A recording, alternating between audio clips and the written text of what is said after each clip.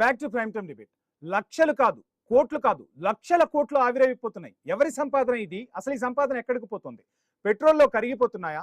ఎన్నాళ్ళు అసలు మార్కెట్లు కుప్పకూలుతాయి? మొన్న రష్యా ఉక్రెయిన్ యుద్ధం, ఇప్పుడు ఇటు ఇరాన్ ఇజ్రాయిల్ అమెరికా మధ్య యుద్ధం. సో ఈ మొత్తంతో స్టాక్ మార్కెట్లు కుదేలవుతున్న పరిస్థితి. ఈ మార్కెట్లో లాభాలు పడుతున్నది ఎవరు? నష్టాన్ని చవి చూస్తున్నది ఎవరు? మార్కెట్లు ఎన్ని రోజులు నేల చూపులు చూస్తాయని సామాన్యుడు ప్రశ్నిస్తున్న పరిస్థితి. ఎంతో మంది జీవితాలు రోడ్డున పడిపోతున్నాయి. దీనికి సమాధానం ఎవరు చెప్తారు? అసలు ఈ యుద్ధాన్ని ఆపేదెవరు? ఈ ఆవిరిని ఆపేదెవరు? మన కేంద్ర ప్రభుత్వం ఏం చేస్తుంది? మార్కెట్లో మంటలు పుట్టిస్తున్నాయా? పెట్రోల్ ధరలు పెరగబోతున్నాయా? రకరకాల ఊహాగానాలు వినిపిస్తున్న పరిస్థితి. ఒక రకంగా స్టాక్ మార్కెట్లు కుప్పకూలుతుంటే అటు ఇరాన్ ఇజ్రాయిల్ అమెరికా మధ్య మాటల తూటాలు పేలుతున్నాయి. ట్రంప్ చేస్తున్న ప్రకటనలు గందరగోళానికి గురి చేస్తున్నాయి. నిన్న మొన్నటి వరకు ట్రంప్ది పై చేయి అనుకుంటే ఇప్పుడు ఇరాన్ ఏకంగా ట్రంప్ ఏ హెచ్చరికలు చేసినా వాటిని తుత్తునీయలు చేస్తోంది. సో ట్రంప్ స్వయంగా ప్రకటించుకున్నారు. సో నేను చర్చలకు వెళుతున్నాను, 2 రోజులు చర్చలు జరిగాయి, ఆ చర్చలు ఫలప్రదంగా జరిగాయని ట్రంప్ చెప్తూ ఉంటే అట్నుంచి వినిపించిన వర్షన్ ఏంటో తెలుసా? అసలు చర్చల ప్రసక్తే లేదు. ఎవరితో చర్చించారు డొనాల్డ్ ట్రంప్? ఎక్కడ మాట్లాడారంటూ ఇరాన్ గట్టిగా కౌంటర్ ఇచ్చింది. అండ్ వాటర్ ప్లాంట్స్ ని ఇరాన్ టార్గెట్ చేసుకోవడంతో ఇటు అమెరికా ఉక్కిరి బిక్కిరవుతున్న పరిస్థితి. గల్ఫ్ దేశాల వాటర్ ప్లాంట్లను కూడా ఇరాన్ టార్గెట్ చేసింది. మొత్తంగా యుద్ధంలో ఏం జరుగుతుంది? ఈ యుద్ధం వల్ల స్టాక్ మార్కెట్లు ఎట్లా కుప్పకూలిపోతున్నాయి? ఏం జరుగుతోంది? అసలు ట్రంప్ వెనకడుగు వ్యూహమా, లేకపోతే వెనకడుగు వేయాల్సిన పరిస్థితులు వచ్చాయనేది ఇప్పుడు ప్రపంచం ముందున్న ప్రశ్న. సింహం వేటాడే ముందు ఒక అడుగు వెనక్కేస్తుంది అంటారు. నిజంగా ఇప్పుడు ట్రంప్ సింహమా అంటే ఇరాన్ ఎట్టి పరిస్థితుల్లోనూ ట్రంప్ సింహం కాదు అంటుంది. అమెరికా అధ్యక్షుడు ట్రంప్ ఏమో నేను సింహాన్నే, నేను ఏం చేయాలనుకుంటే అది చేస్తానంటూ ఆయన చెప్తున్న పరిస్థితి. ఇరాన్ పవర్ ముందు ఒక రకంగా చెప్పాలంటే పవర్ ప్లాంట్లన్నింటినీ ధ్వంసం చేసేస్తానన్న ట్రంప్ ఆయనే మాట మార్చారు. 5 రోజుల పాటు ఎక్కడా కూడా ఎటువంటి దాడులు జరగవని చెప్పారు. దీనికి ఇరాన్ కూడా ఒప్పుకుంది. ఇరాన్ కు మాకు మధ్య 2 రోజులు చర్చలు జరిగాయి, ఆ చర్చలు ఫలప్రదంగా జరుగుతున్నాయంటే ఇరాన్ మాత్రం అటువంటి పరిస్థితే లేదు, మాతో చర్చించేది ఎవరూ లేదంటూ కూడా చెప్పిన పరిస్థితి. ఇక మరో అంశం చూస్తే ఇరాన్ కు అమెరికా భయపడిందా అంటూ కూడా చాలా మంది చర్చించుకుంటున్న పరిస్థితి. ఈ ప్రశ్న కొంచెం హార్డ్ గా మనకు అనిపించచ్చేమో కానీ తాము చేస్తున్న ఎదురుదాడికి మొత్తంగా అమెరికా బెంబేలెత్తిపోతుంది. సో అమెరికాను మేము వణికిస్తున్నామంటూ ఇరాన్ అయితే చెప్పుకొచ్చింది. ట్రంప్ మాట మారుస్తూ ఉన్నారు. సో ట్రంప్ చెప్పిన మాటలకు ఇరాన్ కౌంటర్ ఇవ్వడంతో అనుమానాలు కొంచెం బలపడుతూ ఉన్నాయి. వాస్తవానికి ఆయిల్ రేట్లను అదుపులోకి తెచ్చేందుకు ట్రంప్ వాయిదా ప్రకటన చేశారా? నిజంగా ట్రంప్ చేసిన ప్రకటనతో ఆయిల్ రేట్లు అదుపులోకి వచ్చాయా? దాడులు చేసేందుకు అంటే గ్యాప్ తీసుకుంటున్నారా? ఒక రకంగా చెప్పాలంటే బలగాలను ఇటు నుంచి అటు మార్చేందుకు ఇరాన్ పై ఒక్కసారి ముప్పేట దాడి చేసేందుకు ఇజ్రాయెల్ అమెరికా కొంత గ్యాప్ తీసుకుంటున్నాయా అన్న వర్షన్ కూడా వినిపిస్తుంది. అసలు ట్రంప్ ఏం చేయబోతున్నారు? ట్రంప్ ఈ వ్యూహం ఏ విధంగా ఉందనేది ఒక రకంగా చర్చనీయాంశం అవుతున్న పరిస్థితి. అమెరికా అబద్ధాలు చెప్తుందంటుంది ఇరాన్. ఏకంగా అమెరికా చెప్పేవన్నీ కూడా అబద్ధాలు. ట్రంప్ ఏం చెప్పినా కానీ అవన్నీ కూడా పచ్చి అబద్ధాలంటూ కొట్టిపారేస్తున్న పరిస్థితి. వాషింగ్టన్ టెహ్రాన్ మధ్య చర్చలు జరిగాయని ఎవరో చెప్తే ఏమో కానీ స్వయంగా అమెరికా అధ్యక్షుడు డొనాల్డ్ ట్రంపే చెప్పారు. అది శుద్ధ అబద్ధం అంటుంది ఇరాన్. ఇక అమెరికా అబద్ధాలు వల్ల వేస్తుందంటూ కూడా అమెరికాపై నిప్పులు చెరిగింది ఇరాన్. 2 రోజులుగా చర్చలు జరుగుతున్నాయని ఇంతకుముందు మనం మాట్లాడుకున్నట్టు ట్రంప్ చెప్తే అసలు ఆ ప్రసక్తే లేదంటూ చెప్పింది. అండ్ ఇక్కడ కొన్ని దేశాలు మాత్రం ఇరాన్ ఒక కీలక వ్యాఖ్య కూడా చేసింది. ఆ అంశం గురించి కూడా మనం మాట్లాడుకోవాలి. కొన్ని దేశాలు మమ్మల్ని సంప్రదించిన మాట వాస్తవమే, కానీ ఆ దేశాలకు కూడా మేము సున్నితంగా ఒక సమాధానం చెప్పాం. యుద్ధాన్ని మేము స్టార్ట్ చేయలేదు, యుద్ధాన్ని మేము ముగించే పరిస్థితి కాదు. యుద్ధం ఎవరైతే స్టార్ట్ చేశారో వాళ్లకు నీతులు చెప్పండి, వాళ్ళ ద్వారా యుద్ధం ఆపేలా చేయండి అంటూ కూడా ఆ దేశాలకు మేము సున్నితంగా చెప్పామంటూ కూడా ఇరాన్ చెప్పిన పరిస్థితి. అసలు ఇరాన్ ఏం చేయాలనుకుంటుంది? అమెరికా ప్రపంచాన్ని ఒక మత్తులోకి తీసుకెళ్లే ప్రయత్నం చేస్తుందా, తప్పుదోవ పట్టించే ప్రయత్నం చేస్తుందా అనేది కూడా ఇప్పుడు చర్చకొచ్చిన పరిస్థితి. అసలు ఇరాన్ అనుమానాలు నిజమవుతున్నాయా? అసలు ఇరాన్ కున్న అనుమానాలు ఏంటో కూడా మనం ఇప్పుడు చూద్దాం. సో ఇరాన్ కొద్దిగా అమెరికా అధ్యక్షుడు ట్రంప్ ప్రకటన ఒక వ్యూహంగా కూడా భావిస్తుంది. అక్కడ రాజకీయ వ్యూహాలు అయితే గట్టిగానే పన్నుతున్నారు. ఇరాన్ ఎక్కడా కూడా వెనక్కి తగ్గే పరిస్థితి లేదు. ఇరాన్ డౌట్స్ ఇప్పుడు కొన్ని షాక్ గురి చేస్తున్నాయి. టెహ్రాన్ అనుమానించినట్టే బ్రెంట్ క్రూడ్ ధర దిగొచ్చింది. ఒక్క దెబ్బకు 13% పతనమైంది. అంటే ప్రపంచ దేశాలన్నీ ఆయిల్ ధరలు పెరగడంతో ట్రంప్ పై ఆగ్రహం వ్యక్తం చేస్తుంటే అందుకోసమే ట్రంప్ ఈ గ్యాప్ తీసుకున్నారా? అందుకోసమే క్రూడ్ ధరలు తగ్గాయా? అంటే మనపై ప్రేమతో కాదు, ప్రపంచ దేశాల ఒత్తిడి వల్లే ట్రంప్ కాస్త ఈ నిర్ణయాన్ని వెనక్కి తీసుకున్నారని ముందుగానే ఇరాన్ అయితే పసిగట్టగలిగింది. ఇక్కడ ఆ దేశాలన్నీ ఒక రకంగా ఎవరి వ్యూహాలు వాళ్ళకుంటే భారత ప్రభుత్వం ఏం చేస్తుంది అనేది భారతదేశంలోని ప్రజలు చర్చించుకుంటున్నారు. కేంద్ర ప్రభుత్వం అసలు ఎటువంటి నిర్ణయం తీసుకుంది? పశ్చిమాసియాలో జరుగుతున్న యుద్ధాన్ని ఎప్పటికప్పుడు మన విదేశాంగ శాఖ, అదేవిధంగా ప్రధానమంత్రి కూడా నిశ్చితంగా గమనిస్తున్నారు. కొద్దిసేపటి క్రితమే ప్రధానమంత్రి ఒక కమెంట్ కూడా చేశారు. సో యుద్ధం అనేది ఎప్పుడు కూడా మంచికి దారి తీయదు, యుద్ధాలను ఎప్పుడు కూడా భారత్ ప్రోత్సహించదు, యుద్ధాలు ఆగిపోవాలంటూ కూడా చెప్పిన పరిస్థితి. సో ఒక మంచి నిర్ణయం తీసుకోవాలంటూ కూడా చెప్పిన పరిస్థితి. భారతదేశానికి సంబంధించి నిత్యావసర చట్టం ఏదైతే ఉందో ఆ చట్టాన్ని కూడా ఇప్పుడు తెరపైకి తీసుకొచ్చారు. ఎక్కడా కూడా బ్లాక్ మార్కెట్ లేకుండా చూడాల్సిన పరిస్థితి తీసుకొచ్చారు. వాణిజ్య సిలిండర్లకు సంబంధించి కూడా ఒక తీపి కబురు అందుతుంది. ఎక్కడికక్కడ హోటళ్లు మూతపడుతూ ఉన్నాయి. దేశవ్యాప్తంగా హోటల్ రంగం కుదేలవుతుంది. వాళ్ళందరూ కూడా ఒక తీపి కబురు అందించే ప్రయత్నం చేస్తున్నారు. గ్యాస్, ఇక వలస కార్మికుల అంశం కూడా తెరపైకి తీసుకొచ్చారు. వలస కార్మికులకు 5 కేజీల సిలిండర్ ఉచితంగా అందించేందుకు కూడా ప్రభుత్వం మొగ్గు చూపింది. బ్లాక్ మార్కెట్ ను అరికట్టడానికి ప్రభుత్వం కృషి చేస్తున్నా కొద్దో గొప్ప ఎక్కడో చోట మాత్రం జరుగుతున్నాయి. ఇక ఆర్బీఐ ద్వారా రూపాయి విలువను స్థిరీకరించే పనిలో ప్రయత్నాలైతే జోరుగా సాగుతున్న పరిస్థితి. ఒకవైపు డాలర్ శరవేగంగా దూసుకుపోతుంది. సో అమెరికా ఏం చేసినా తన స్వలాభం కోసం, డాలర్ ఆధిపత్యాన్ని కాపాడుకోవడం కోసం ఏం చేస్తుందో ప్రపంచ దేశాలకు తెలియని పరిస్థితి కాదు. మన ఆర్థిక వ్యవస్థను రక్షించడానికి ప్రభుత్వం అయితే చర్యలు తీసుకుంటుంది. ఇటువంటి టైంలో పౌరులుగా ఏం చేయాలనేది మనం ఒక్క నిమిషం మాట్లాడుకునే ప్రయత్నం చేద్దాం. సో పెట్రోలు, గ్యాస్ విషయంలో మనం కూడా కాస్త సంయమనం పాటించాలి, కాస్త పొదుపుగా వాడే ప్రయత్నం చేయాలి. పబ్లిక్ ట్రాన్స్పోర్ట్ ను ఎక్కువగా వాడుతూ ఉండాలి. సో విదేశీ మారక ద్రవ్యం కూడా మనకు తగ్గుతుంది. ప్రపంచ దేశాల్లో ఉన్న వాళ్ళు చాలా మంది, మన వాళ్ళందరూ కూడా ఇక్కడికి వస్తున్నారు. గల్ఫ్ దేశాల్లో చాలా మంది పనిచేస్తుంటారు. వాళ్ళ ద్వారా మనకు విదేశీ మారక ద్రవ్యం వచ్చేది. వాళ్ళందరూ కూడా ఇప్పుడు ఇక్కడికి వచ్చేస్తున్న పరిస్థితి, అక్కడ పరిస్థితులు బాలేక. ఇటువంటి టైంలో బాధ్యత గల భారతీయ పౌరులుగా మన బాధ్యతను మనం సక్రమంగా నిర్వర్తించడం కూడా ఒక దేశ బాధ్యతగానే మనం గుర్తించాల్సి ఉంటుంది. సో రకరకాల పరిణామాలు అయితే జరుగుతున్నాయి. ప్రభుత్వం అయితే గట్టి చర్యలే తీసుకుంటుంది. ఇదే అంశానికి సంబంధించి మనతో మాట్లాడేందుకు వీరశేఖర్ గారు, ప్రముఖ విశ్లేషకులు మనకు సిద్ధంగా ఉన్నారు. Sir, good evening sir. Veerasekhar గారు, నా వాయిస్ వినిపిస్తుందా మీకు? వినిపిస్తుంది సార్. Good evening sir. వినిపిస్తుందా? ప్లీజ్. Right sir. చూస్తున్నా మొత్తంగా ట్రంప్ మాట మారుస్తూ ఉన్నారు. చర్చలు జరిగాయి 2 రోజులు ఫలప్రదంగా అని ట్రంప్ చెప్తూ ఉంటే అసలు ఆ చర్చల ప్రసక్తే లేదు. మాతో ఎవరు చర్చలు చేశారు, ఎక్కడ చర్చలు చేశారంటూ ఇరాన్ స్ట్రైట్ గా ఓ రకంగా చెప్పాలంటే వార్నింగ్ ఇచ్చేసింది ట్రంప్ కి. సో ఏంటి అసలు ఏం చేస్తున్నాడు ట్రంప్? ఇది వ్యూహమా లేకపోతే ఇరాన్ రెచ్చగొట్టే చర్యలా, ఎలా చూడాలంటారు? రెచ్చగొడు తన్ను తాను సమర్థించుకోవడం కోసం తను దిగొచ్చే పరిస్థితి లేనందున అమెరికా కాన్సులేట్ లో ఈయన సర్ది చెప్పుకోవడం కోసం మిగిలిన దేశాలన్నిటిలో కూడా ఎక్కడైతే ఈ క్రూడ్ ఆయిల్ అందక ఎవరైతే ఇబ్బంది పడుతుంటారో మిగిలిన మిత్ర దేశాలు ఇవన్నీ కూడా వీళ్ళందరి నుంచి వచ్చే ఒత్తిడిని తట్టుకోవడం కోసం ట్రంప్ ఏదైనా మాట్లాడే పరిస్థితి సేమ్ అదే కానీ ఆ స్టేటస్ కానీ వాస్తవం ఇందులో ఎటువంటి పరిస్థితి లేదు. ఈయన యుద్ధాన్ని తనంతర తానుగా యుద్ధాన్ని సడలించే పరిస్థితి, నేను ఒప్పుకునే పరిస్థితి అనేది ట్రంప్కు ఉండదని చెప్పి మనందరం తెలిసిన విషయం. దీనివల్ల డాలర్ పత్రం కాకుండా రూపాయి మనకు పత్రం అవటం అనేది మన దురదృష్టం. దాన్ని సర్దిపుచ్చుకోవడం కోసం, దాన్ని కప్పుచ్చుకోవడం కోసం మనం చేస్తున్న ఈ బ్లాక్ మార్కెట్ ఈ నుంచి సప్లై కాకుండా, లేకపోతే పౌరుల మీద బాధ్యతాయుతంగా ఉండాలని చెప్పి చెప్పుకోవటం, ఈ గ్యాస్ సరఫరాను సరిగ్గా చేయటం, అట్లాగే కొన్ని రకాల మాట్లాడదాం సార్. మన గురించి మాట్లాడదాం. సో ఇరాన్ కు ఒక రకంగా అమెరికా భయపడింది అన్న టాక్ వినిపిస్తోంది. అంటే మొత్తంగా మేము ఏది చేయాలో అది చేయగలిగాము, సో కాస్త అమెరికాను ఒక సందిగ్ధంలోకి నెట్టగలిగాము అని చెప్తున్న పరిస్థితి. వాటర్ ప్లాంట్లపై దాడి జరిగితే గల్ఫ్ దేశాల్లో పరిస్థితి ఏ విధంగా ఉంటుందో మనకు తెలియంది కాదు. సో మొత్తంగా వాటర్ ప్లాంట్ అంటే నేలపై మొదలైన యుద్ధం నీటికి చేరుకుంది. మొన్న చూస్తేనే హర్ముజ్ జలసంధి, ఇప్పుడు వాటర్ ప్లాంట్. నీటి యుద్ధంతో మొత్తంగా అమెరికాపై ఇరాన్ పై చేయి సాధిస్తుందా? అంటే తన్ను తాను రక్షించుకోగలుగుతుందా? గల్ఫ్ దేశాల్లో మనకి ఇప్పుడు ఏదైతే ముడి చమురు ఎంత ఇంపార్టెంటో, గల్ఫ్ దేశాల్లో వాళ్ళ ప్రాణాలతో బ్రతికుండాలి అంటే వాటర్ ప్లాంట్స్ అనేది చాలా ముఖ్యం.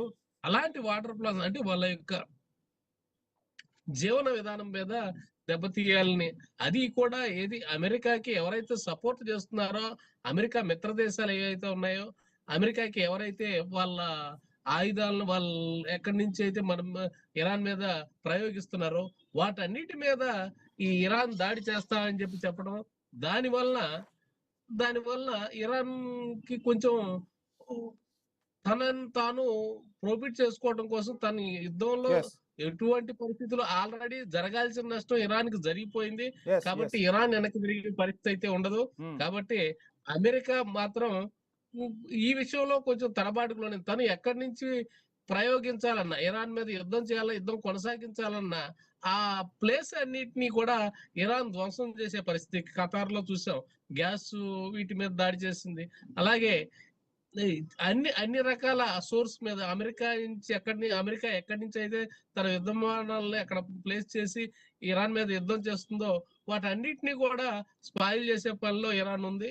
ఖచ్చితంగా ఇరాన్ యుద్ధం ఆపే పరిస్థితులు అయితే లేదు. వాళ్ళు కొనసాగించడం అనేది వాళ్ళకి తప్పదు. అది ఎందుకంటే వాళ్ళకి జరగాల్సిన రైట్ నష్టం రైట్ వీరశేఖర్ జరిగిపోయింది గారు, మనకు కాబట్టి. లేటెస్ట్ బ్రేకింగ్ అందుతోంది. డొనాల్డ్ ట్రంప్ స్వయంగా చెప్తున్న మాటలు ఇవి. ఇవాళ నేను ఫోన్ లో ఇరాన్ ప్రతినిధులతో మాట్లాడాను, చర్చలకు వాళ్ళు సిద్ధమంటున్నారు. అసలు ఇరాన్ సుప్రీం లీడర్ ఎవరైతే ఉన్నారో ఇప్పుడు మనం అనుకున్న ముస్తఫా కమేనీని అసలు ఇరాన్ సుప్రీం లీడర్ గా గుర్తించే పరిస్థితులు లేవు, ఆయన్ని అసలు వాళ్ళు లీడర్ గా కూడా గుర్తించట్లేదంటూ ట్రంప్ కొత్త అర్థాలు చెప్తున్న పరిస్థితి. సో ఏంటి, ఎలా చూడాలంటారు ట్రంప్ వ్యాఖ్యల్ని? ఆయన ఎక్కడున్నా కూడా ఎవరికి తెలియట్లేదు, కమేనీ ఎక్కడున్నాడో ఎవరికి తెలియట్లేదు, ఆయన అసలు ఉన్నాడో లేడో కూడా అంటూ మళ్ళీ కమెంట్ చేస్తూ ఉన్నారు ట్రంప్. సో ఎలా చూడాలంటారు ఈ లేటెస్ట్ కమెంట్స్ ని?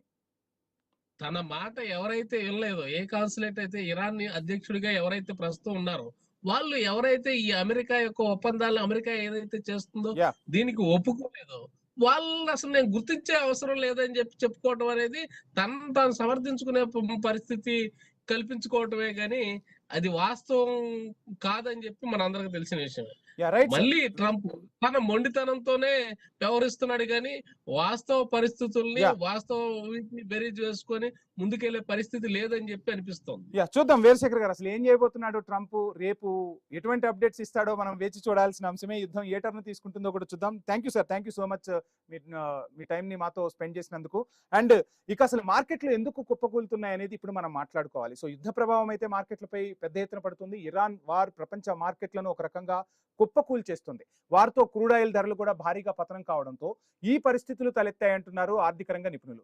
ఇక ఫెడ్ రేట్లు తగ్గించకపోవడం వంటి చర్యలు కూడా, ఇటువంటి పరిణామాలు కూడా మొత్తంగా మార్కెట్లు పడిపోవడానికి కారణం అంటున్నారు. ఖతారు, యుఏఈ, సౌదీ అరేబియాకు చెందిన ఆయిల్ గ్యాస్ ఫీల్డ్స్ పై ఇరాన్ ప్రతీకార దాడులు చేస్తుండడం కూడా ఆయిల్ ధరలు పెరిగాయి. క్రూడ్ ఆయిల్ ధర $180 టచ్ చేస్తుందన్న ప్రచారంతో మార్కెట్లు అయితే కుప్పకూలిపోతున్న పరిస్థితి. ఇక సోమవారం అయితే బ్లాక్ బండేగానే మారిపోయింది. ఒక రకంగా చీకటి రోజనే చెప్పాలి. ఒక్కరోజే మార్కెట్ల పతనం 14.19 లక్షల కోట్ల రూపాయలు ఆవిరైపోయాయి. సో అయితే ఇంత మార్కెట్లు ఆవిరైపోతుంటే లాభపడుతున్నది ఎవరు, నష్టపోతున్నది ఎవరు అనేది కూడా చర్చకు దారితీస్తుంది. ఇటువంటి సమయంలో కూడా లాభాలు వస్తాయా, అసలు ఈ మార్కెట్లో ఉన్న డబ్బంతా ఎటుపోతుంది అని కూడా పెద్ద ఎత్తున చర్చ సాగుతుంది. ఇన్స్టిట్యూషనల్ ఇన్వెస్టర్లు ఇండియా నుంచి ఫండ్స్ అయితే విత్డ్రా చేసుకోవటం అయితే ఈ రోజు స్పష్టంగా కనిపించింది. అటువైపు వాళ్ళు మొగ్గు చూపారు కూడా. ప్రతిరోజు కొన్ని వేల కోట్ల రూపాయల షేర్లను అమ్మేస్తున్నారు. ఎఫ్ఐఐలు గంటకు 1000 కోట్ల చొప్పున వెనక్కు తీసుకుంటున్నాయి. ఈ నెలలో దాదాపు 1,00,000 కోట్లు విత్డ్రా చేయవచ్చని అంచనా అయితే వినిపిస్తుంది. మరి మార్కెట్లో ఏం జరుగుతుందో తెలియని పరిస్థితి అయితే స్పష్టంగా కనిపిస్తుంది. స్టాక్ మార్కెట్ పై ఫెడ్ ఎఫెక్ట్ అసలు ఉందా అనేది ఇప్పుడు మనం మాట్లాడుకునే ప్రయత్నం చేద్దాం. అమెరికా ఫెడరల్ రిజర్వ్ బ్యాంక్ వడ్డీ రేట్లను స్థిరంగా ఉంచినా ద్రవ్యోల్బణం మాత్రం అంచనాలను పెంచేసింది.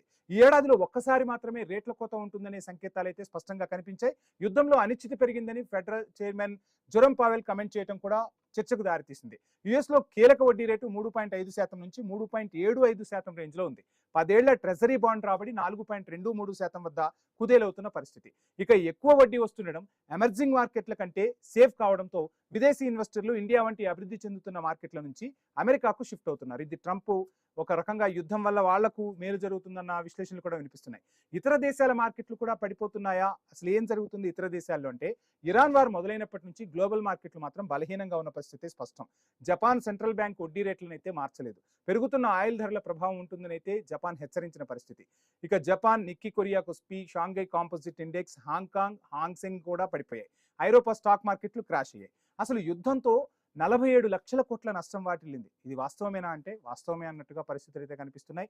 ఇరాన్ అమెరికా యుద్ధం మొదలైనప్పటి నుంచి మార్కెట్ పడుతూనే ఉంది. మధ్యలో కొంత రికవరీ అయిందని చెప్తున్నా అది ఎక్కువ కాలం మాత్రం కొనసాగలేదంటున్నారు ఆర్థిక రంగ నిపుణులు. యుద్ధం మొదలైనప్పటి నుంచి నిఫ్టీ 9% పైనే నష్టపోయింది. 20,000 దిశగా పరుగులు తీస్తుంది. ఇన్వెస్టర్ల సంపద ఇప్పటి వరకు 47 లక్షల కోట్లు ఆవిరైంది మాత్రం వాస్తవం. ఇక మన రూపాయి గురించి మాట్లాడుకోవాలి. 93.83 93 రూపాయల 83 రూపాయి విలువ భారీగా పడిపోవటం మాత్రం దేశాన్ని ఒక రకంగా ఆందోళనకు గురి చేస్తుంది. గతంలో ఎప్పుడూ లేనంతగా క్షీణించడం ఒక రకంగా కలవరపాటుకు గురి చేస్తుంది. డాలర్తో పోల్చుకుంటే రూపాయి విలువ ఏకంగా 94 రూపాయలకు చేరువవటం ఆందోళనకర విషయమే. ఇవాళ డాలర్తో పోలిస్తే 65 పైసలు బలహీనపడింది. సో మొత్తంగా స్టాక్ మార్కెట్లలో ఏం జరుగుతుంది, స్టాక్ మార్కెట్ల ప్రభావం మన ఆర్థిక వ్యవస్థపై ఏ విధంగా పడబోతుంది, భారత మార్కెట్ల నుంచి ఎందుకు ఇన్వెస్టర్లు స్టాక్ మార్కెట్ల నుంచి వెళ్ళిపోతూ ఉన్నారు, ఇదంతా వాస్తవమేనా, అసలు ఏం జరుగుతుంది స్టాక్ మార్కెట్లో, ఈ డీటెయిల్స్ మనకు అందించేందుకు ప్రభు గారు, ప్రముఖ స్టాక్ మార్కెట్ అనలిస్ట్ మనతో పాటు ఉన్నారు. వారిని అడిగి మరిన్ని విషయాలు తెలుసుకునే ప్రయత్నం చేద్దాం. ప్రభు గారు, గుడ్ ఈవినింగ్ అండి. గుడ్ ఈవినింగ్ అండి. సార్ ఏంటి అసలు ఈ వార్తలన్నీ ఒక రకంగా చూస్తుంటే స్టాక్ మార్కెట్లు కుప్పకూలిపోతున్నాయి, కుదేలైపోతున్నాయి. ట్రంప్ గంట గంటకు ఓ నిర్ణయం తీసుకుంటూ ఉన్నారు. ఒక రకంగా చూస్తే లక్షల కోట్ల సంపద ఆవిరైపోతుంది అన్న టాక్స్ వినిపిస్తున్నాయి. మరి ఈ లక్షల కోట్ల సంపద ఎటుపోతుంది, ఏమవుతుంది, ఎవరు లాభపడుతున్నారు, ఎవరు నష్టపోతున్నారు? It's an operation epic fury failure. First అది చెప్పుకోవాలి. Yeah 100% failure. ఇది ఇప్పుడు కాదండి, యుఎస్ కి ఫస్ట్ నుంచి కూడా ఇదే. ఆఫ్ఘనిస్తాన్ వార్ అప్పుడు కానీ, అవును వియత్నాం వార్ అప్పుడు కానీ వాళ్ళు అనుకున్నది చేసి తర్వాత వాళ్ళు మాట విన్నప్పుడు, ఎదురు తిరిగినప్పుడు, ఓడిపోతాం అన్న ఫీలింగ్ వచ్చినప్పుడు, ఆ ఎస్ వెన్నుపూసలో వెలుగు వచ్చినప్పుడు అక్కడ ఎసెట్స్ నాశనం చేస్తారు. నేను 3 days బ్యాకే చెప్పాను. ఎస్ ఎప్పుడైతే ఎస్ ఎస్ మిలిటరీ మనం మాట్లాడుకున్నాం. బేస్, అవునండి, మిలిటరీ Yes. నుంచి వచ్చి జనాల మీద, సివిలియన్స్ మీద పడి ఆయిల్ రిఫ్రాక్టరీస్ మీద ఎప్పుడైతే వీళ్ళు కొట్టారో Yeah. దెన్ వాళ్ళ పతనం మొదలైంది అనుకోవచ్చు. అంటే అవును. అప్పటికే వాళ్ళకి అర్థమైంది ఇరాన్ అంత సామాన్యం కాదు, 1 week లో లేదా 1 day లో తీసేద్దాం. 1 Yes, week అయింది, yes. 4 అవును. weeks అవుతుంది. సో అంత స్ట్రాంగ్ ఉంది కొట్టాలంటే వాళ్ళకి ఇక అలిం కాట్ల. అంటే Yeah. అభిమన్యుడిలాగా లోపలికి దూరాడు కానీ బయటికి రావడానికి కష్టం అవుతుంది. ఎలా ఆపాలో కూడా తెలియట్లేదు. Yes. అందుకనే 2 రోజుల నుంచి నేను మాట్లాడానంటే ఇరాన్ ఫారెన్ మినిస్టర్ కూడా మాతో ఎవరు మాట్లాడలేదు, డైరెక్ట్ గానీ ఇండైరెక్ట్ గానీ ఎవరు మాట్లాడలేదు అని డిక్లేర్ చేసిన తర్వాత Yes. ఇప్పుడు మళ్ళీ మేబీ నిఫ్టీ దాదాపుగా 800-900 పాయింట్స్ ప్లస్ లో ఉంటే ఆయన డైరెక్ట్ గా ఎవరైతే ఉన్నారో అసలు మనిషే కనపడలేదు. అవును.